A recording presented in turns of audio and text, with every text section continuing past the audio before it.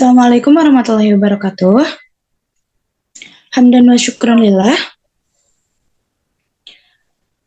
Yang saya hormati Bapak Anwar Taufik Rahmat SPD MPD selaku dosen pengampu mata kuliah agama pendidikan bahasa Inggris kelas C, dan juga kepada seluruh anggota kelas C, semoga Allah muliakan.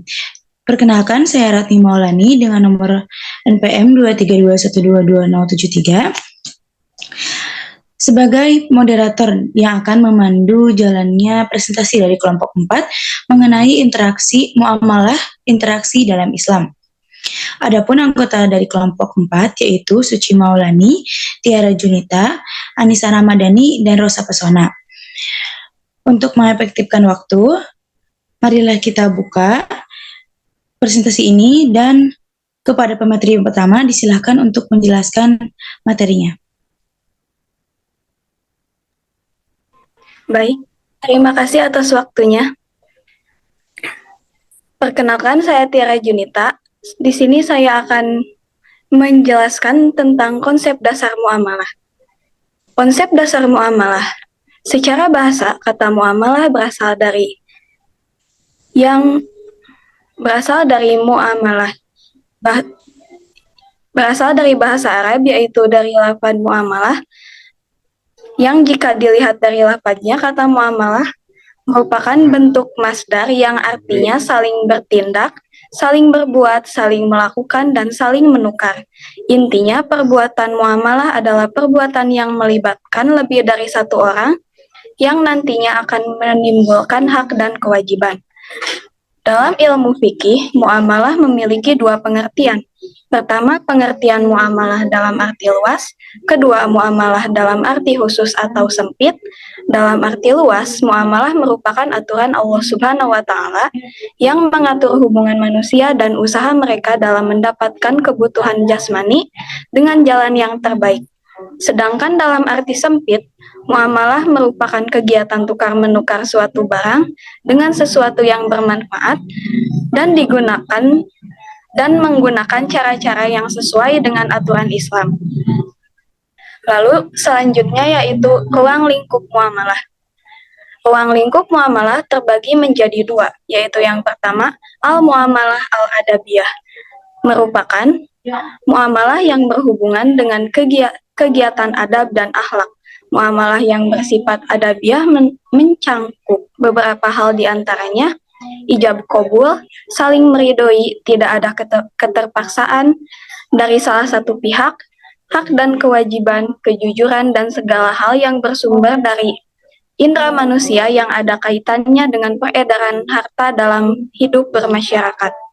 Yang kedua yaitu al-muamalah al-madiyah, yakni muamalah yang mengkaji objeknya, sehingga sebagian para ulama berpendapat bahwa muamalah al-madiyah adalah muamalah yang bersifat kebendaan, karena objek fikih muamalah adalah benda yang halal, haram, syubhat untuk diperjualbelikan, benda-benda yang memadaratkan, benda-benda yang mendatangkan kemaslahatan bagi manusia, dan lain sebagainya. Contoh-contoh muamalah yang bersifat madiyah yaitu al-bai' al-tijarah atau jual beli, gadai, jaminan dan tanggungan, pemindahan hutang, dan lain sebagainya. Sekian yang dapat saya sampaikan, saya kembalikan kepada moderator. Terima kasih kepada pemateri yang pertama yang sudah memaparkan materinya. Selanjutnya, kepada pemateri yang kedua, saya persilahkan. Terima kasih kepada moderator yang telah memberikan saya kesempatan untuk memaparkan materi kedua mengenai prinsip-prinsip muamalah dalam Islam. Muamalah itu mempunyai prinsip-prinsip sebagai pedoman dalam mengatur kegiatan manusia. Di antaranya, prinsip-prinsip tersebut adalah muamalah. Yang pertama, muamalah pada dasarnya boleh, kecuali dilarang oleh Al-Quran ataupun hadis. Contohnya, perniagaan itu dibolehkan dalam Islam kecuali jika barang yang dijualnya itu bersifat haram, seperti alkohol ataupun babi. Yang kedua, Muamalah adalah urusan duniawi yang diizinkan kecuali ada larangannya dalam syariat. Contohnya, minjam meminjam uang itu diperbolehkan asalkan tidak ada bunga ataupun riba di dalamnya. Lalu yang ketiga ada muamalah harus sukarela tanpa paksaan berdasarkan persetujuan kedua belah pihak. Contohnya dalam pernikahan, kedua mempelai itu harus saling sukarela dan tanpa paksaan. Jadi perkawinan yang terjadi karena tekanan itu tidak sah hukumnya dalam Islam. Lalu yang keempat, ada muamalah harus memberikan manfaat dan menghindari kerugian dalam masyarakat. Nah, contohnya seorang pengusaha harus menjalankan usahanya dengan memberikan produk atau layanan yang baik dan bermanfaat bagi masyarakat dan tidak mengejar keuntungan dengan menipu ataupun merugikan konsumen. Lalu yang kelima, ada kebiasaan dapat dijadikan dasar hukum jika tidak bertentangan dengan syariat. Sebagaimana contohnya kita dalam pesta pernikahan, seperti tradisi atau adat tertentu dalam masyarakat bisa dilakukan selama tidak bertentangan dengan nilai-nilai dalam Islam. Lalu yang keenam, keadilan harus dijaga dengan menghindari penganiayaan dan kesempatan dalam kesempitan. Contohnya dalam bisnis atau transaksi, kita harus memastikan semua pihak diperlakukan dengan adil dan tidak dimanfaatkan dalam situasi sulit atau kurang berdaya.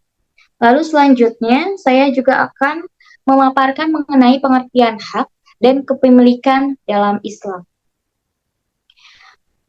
Hak adalah suatu ketentuan yang digunakan oleh syariah untuk menetapkan kekuasaan atau beban hukum yang dapat berupa hak terhadap harta atau hak selain harta. Contohnya hak terhadap harta adalah hak seseorang untuk memiliki, menggunakan atau memanfaatkan suatu benda, seperti kepemilikan rumah ataupun kendaraan. Lalu selanjutnya ada kepemilikan. Kepemilikan adalah hak khusus seseorang atas suatu barang yang dapat dimanfaatkan selama tidak ada larangan syariah. Selama tidak ada larangan syariah, contohnya ketika seseorang membeli sebuah tanah dan menjadi pemiliknya, ia memiliki hak kepemilikan terhadap tanah tersebut. Lalu, kepemilikan juga dibagi menjadi beberapa bagian. Yang pertama ada kepemilikan pribadi, seperti mobil, rumah, perhiasan. Lalu juga ada kepemilikan masyarakat.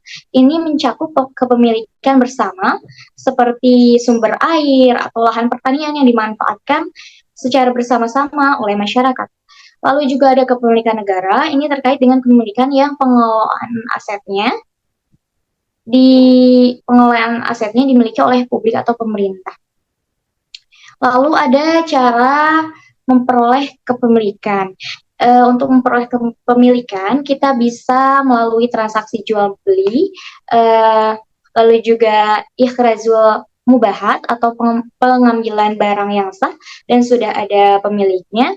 Lalu juga kita bisa dengan warisan atau menerima harta dan dari keluarga yang sudah meninggal. Lalu juga ada tawalud min mamluk atau kepemilikan barang yang baru terbentuk, misalnya ketika hewan melahirkan. Lalu juga ada kepemilikan harta pemberian negara dan juga harta yang diperoleh tanpa pengeluaran harta atau tenaga, misalnya harta yang diberikan sebagai hadiah atau pemberian. Mungkin itu saja pemaparan materi dari saya. Saya kembalikan lagi waktunya kepada moderator. Terima kasih kepada pemateri yang kedua yang sudah memaparkan materinya. Selanjutnya kepada pemateri yang ketiga, saya persilakan untuk memaparkan materi selanjutnya. Terima kasih kepada moderator yang sudah memberikan saya kesempatan. Langsung saja materi selanjutnya yaitu pengertian harta. Secara bahasa, harta berasal dari bahasa Arab yaitu dari kata al-mal yang berarti condong, cenderung, dan miring. Sedangkan harta secara istilah adalah segala sesuatu yang memiliki nilai. Cara membelanjakan harta ada 3, yaitu menggunakan harta secukupnya, tidak berbuat mubazir, dan tidak boros. harta terbagi menjadi beberapa macam, yaitu harta tetap dan harta bergerak, harta misli dan kimi. Yang terakhir ada mutlak qawam dan khairu. Selanjutnya yaitu akad. Kata akad secara bahasa berasal dari bahasa Arab, yaitu al-aqdu yang berarti ikatan, perjanjian, dan mufakat. Sedangkan akad secara istilah dapat diartikan sebagai pertalian atau pertemuan antara ijab dan qabul sesuai dengan kehendak syariat yang berpengaruh pada objek perikatan. Akad mempunyai dasar hukum yang berada di Quran Surat Al-Ma'idah ayat 1. Macam-macam akad ada terbagi menjadi dua, yaitu menurut tujuannya, yaitu akad tabaru dan akad tijari, dan menurut keabsahannya, yaitu akad syahih, fasih, dan batil. Selanjutnya ada rukun dan syarat akad. Yang pertama, rukun-rukun akad yaitu akid, maqud alaih, maudu al-aqd, dan sik al-aqd. Yang kedua, di syarat-syarat akad yaitu tamyiz, ada dua pihak, kesatuan majelis akad, sesuai dengan ijab qabul, objek akad dapat diserahkan, objek akad dapat ditransaksikan, tujuan tidak bertentangan dengan syara. Yang ketiga yaitu cara-cara dalam berakad. Yang pertama dengan cara tulisan atau kitabah, selanjutnya dengan isyarat, perbuatan, atau lisan al-hal. Demikian materi yang dapat saya paparkan, saya kembalikan kepada moderator. Terima kasih kepada pemateri yang sudah memaparkan materinya. Selanjutnya saya persilakan kepada pemateri yang keempat untuk memaparkan materinya.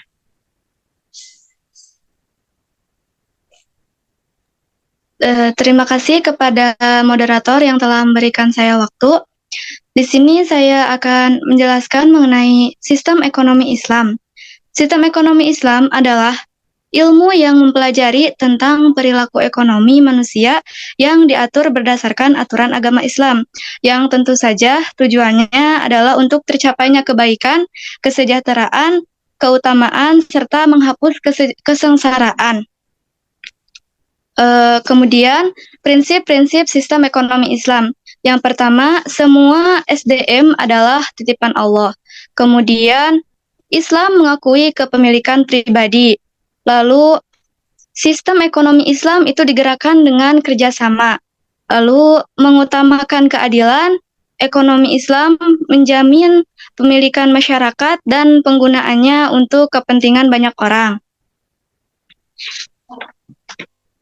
Kemudian ciri-ciri dari sistem ekonomi Islam yang pertama yakni menjadikan akidah sebagai sumber penggerak. Jadi sistem ekonomi Islam ini didasarkan kepada dalil-dalil yang terdapat dalam Al-Quran dan hadis. Kemudian menjadikan syariah sebagai batasan keputusan. Jadi keputusan dalam ekonomi Islam itu tidak dibuat secara sewenang-wenang melainkan melalui syariat. Lalu menjadikan akhlak sebagai parameter. Kepemimpinan multijenis, lalu menciptakan kebebasan berusaha dengan syarat tidak ada kezaliman, jadi hanya pada sistem yang diperbolehkan oleh syariat, kemudian mengutamakan keadilan.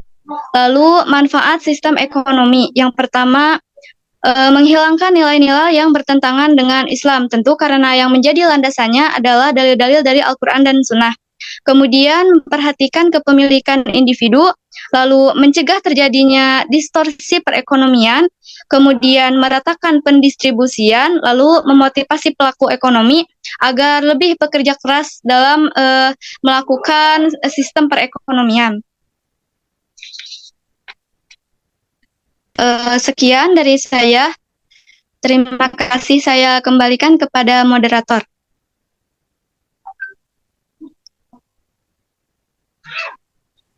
Terima kasih kepada pemateri yang keempat yang telah memaparkan materinya.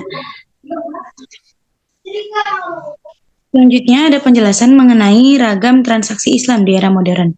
Kepada pemateri saya persilahkan.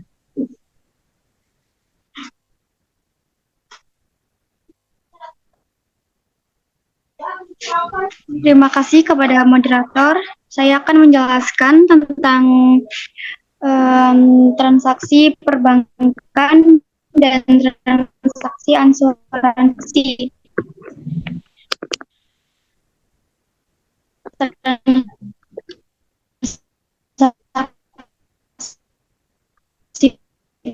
Perbankan secara garis besar berfungsi sebagai media yang akan dana dari charter dan kembali membutuhnya bentuk fasilitas pembiayaan asuransi.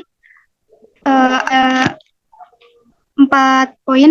Yang pertama yaitu perjanjian asuransi syariah memakai akad hibah dengan konsep saling menolong, sama-sama tidak mengharapkan imbalan. Yang kedua, dana. Asuransi syariah, dananya dimiliki semua peserta asuransi, perusahaan hanya menjadi pengelola dana, tidak punya hak memiliki. Yang ketiga, pengelolaan dana.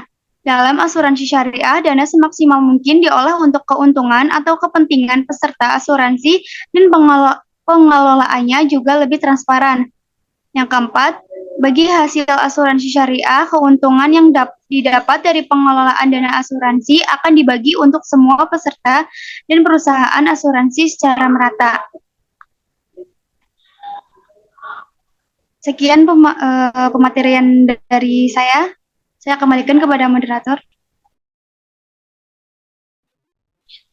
Terima kasih kepada para pemateri yang sudah memaparkan materinya.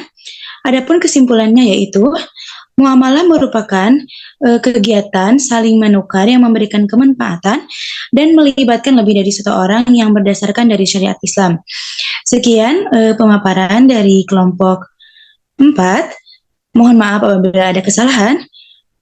Saya pamit undur diri. Wassalamualaikum warahmatullahi wabarakatuh.